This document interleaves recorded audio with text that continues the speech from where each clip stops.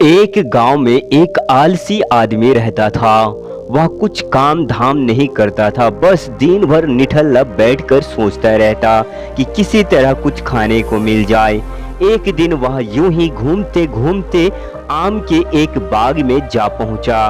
वहां रसीले आमों से लदे कई पेड़ थे। रसीले आम देखकर उसके मुंह में पानी आ गया और आम तोड़ने के लिए वह एक पेड़ पर चढ़ गया।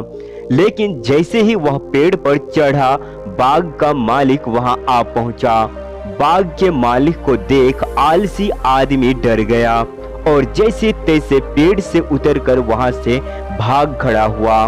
भागते भागते गांव के बाहर स्थित एक जंगल में जा पहुंचा।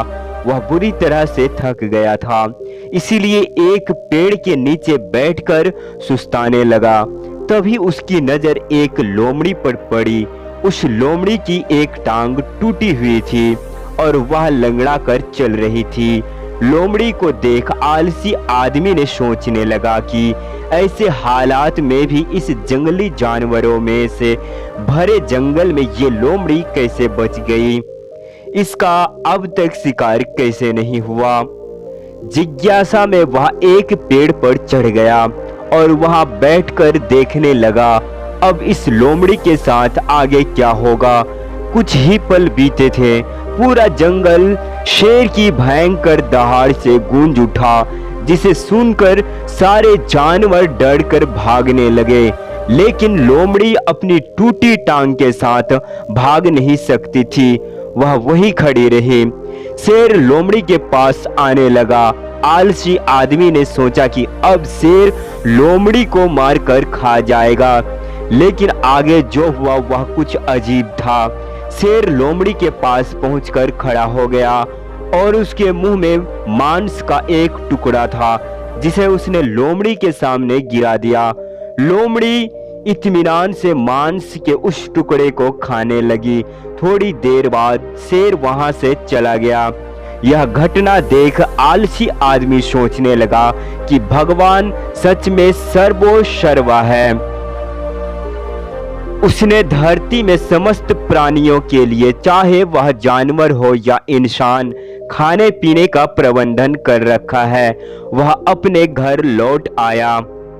घर आकर वह 2-3 दिन तक बिस्तर पर लेटकर प्रतीक्षा करने लगा, जैसे भगवान ने शेर के द्वारा लोमड़ी के लिए भोजन भिजवाया था, वैसे ही उसके लिए भी कोई ना कोई खाने पीने का सामान ले आएगा। लेकिन ऐसा कुछ नहीं हुआ। वह भूख से उसकी हालत खराब होने लगी। आखिरकार उसे घर से बाहर निकलना ही पड़ा। घर के बाहर उसे एक पेड़ के नीचे बैठे हुए बाबा दिखाई पड़े।